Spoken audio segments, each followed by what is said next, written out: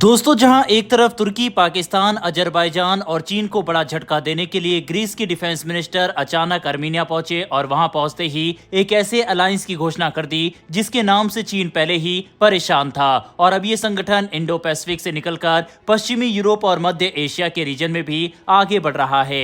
वहीं दूसरी तरफ मालदीव के राष्ट्रपति मोहम्मद माइजू तुर्की से खरीदे गए ड्रोन की वजह से मुसीबत में फंस चुके हैं और इसकी कीमत उन्हें अपनी कुर्सी से चुकानी पड़ सकती है। तो चलिए इस वीडियो को शुरू करते हैं और इन दोनों ही अपडेट को डिटेल से समझते हैं। दरअसल दोस्तों, सामने निकल कर आ रही लेटेस्ट अपडेट के अनुसार ग्रीस के डिफेंस मिनिस्टर 4 मार्च को अर्मीनिया पहुंचे। अर्मीनिया के डिफेंस मिनिस्टर ने उन्हें अपने देश में आने का इन्विटेशन दिया था, जिसके बाद वह 4 मार्च को अर्मीनिया पहुंचे और एक काफी सफल मीटिंग का हिस्सा बने। लेकिन बात बस यहीं पर खत्म नहीं होती।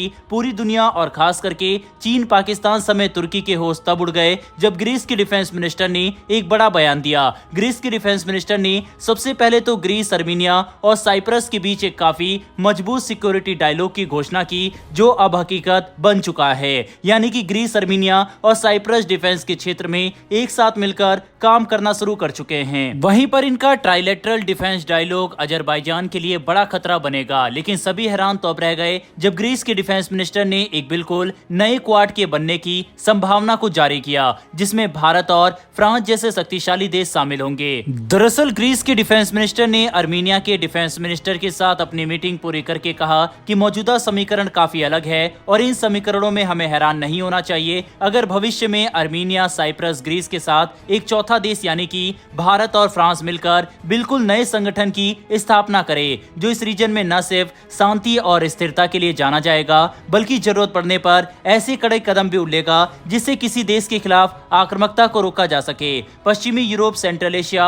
और भूमध्य सागर के इलाके में एक नए क्वाड के बनने की संभावना कमजोर नहीं है, क्योंकि भारत और फ्रांस पहले ही अर्मीनिया को एडवांस हथियार देने की बात कह चुके हैं और फिलहाल अर्मीनिया करोड़ों डॉलर के भारतीय हथियारों का इस्तेमाल कर रहा है। साथ ही ग्रीस के साथ भी हमारी डिफेंस और इकोनॉमिक पार्टनरशिप तेजी से आगे बढ़ रही है, जो इस बात को दर्शाता है कि एक नए क्वाड की संभावना काफी ज्यादा है। अगर भारत अर्मीनिया, ग्रीस और साइप्रस के साथ इस संगठन को बनाता है तो हम इससे अजरबैजान, तुर्की, पाकिस्तान और चीन को साथ मिलकर काउंटर कर सकेंगे। दोस्तों, क्वाड अंतर्राष्ट्रीय कूटनीति में एक ऐसा शब्द है जिसको आमतौर पर भारत, जापान, ऑस्ट्रेलिया और अमेरिका के समूह को बताने के लिए इस्तेमाल किया जाता है, जिसका एकमात्र मकसद इंडो पैसिफिक के रीजन में स्थिरता और फ्री नेविगेशन को प्रमोट करना है।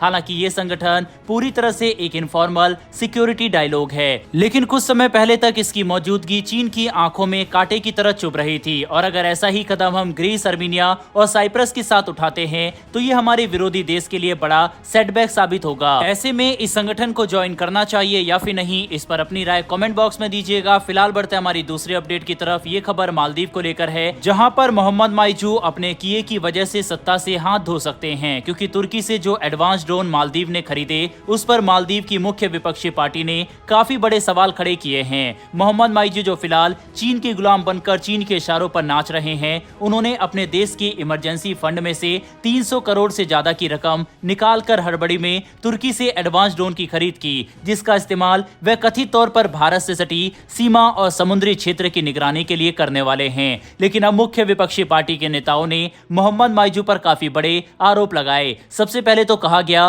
कि इस डील को हड़बड़ी में किया गया और साथ ही इसके लिए काफी ज्यादा पैसे दिए गए। इतना ही नहीं, बल्कि मोहम्मद माइजू की नीयत पर भी सवाल खड़े किए जा रहे हैं, क्योंकि पिछली सरकार को कई मित्र देश ऐसे ही ड्रोन निगरानी के लिए फ्री में उपलब्ध कराने वाले थे, पर उनकी सरकार बदल गई, जिसके बाद वह डील नहीं हो सकी। हालांकि अगर मौजूदा सरकार चाहती तो एक बार फिर से इसी डील को नेगोशिएट किया जा सकता था, लेकिन मोहम्मद माइजू ने फ्री ऑफ कॉस्ट मिल रहे ड्रोन की बजाय 300 करोड़ से ज्यादा की रकम देकर तुर्की से ये ड्रोन खरीदे और अब उनकी सरकार के ऊपर बड़े आरोप लगाए जा रहे हैं, क्योंकि इस पैसे का इस्तेमाल मालदीव अपने देश के इंफ्रास्ट्रक्चर, हेल्थ केयर और एजुकेशन के डेवलपमेंट में कर सकता था। साथ ही इमरजेंसी फंड से एक ड्रोन की खरीद के लिए पैसे निकालने का क्या मतलब बनता है, वह भी ये बात ध्यान में रखते हुए कि हाल ही में मालदीव दिवालिया हो चुका था और मालदीव के ऊपर कोई देश हमला भी नहीं करने वाला, जिससे ये बात साफ होती है कि ये डील कहीं ना कहीं करप्शन का शिकार हुई है। ऊपर से चीन के साथ मालदीव की लगातार बढ़ती बढ़ती नजदीकी भी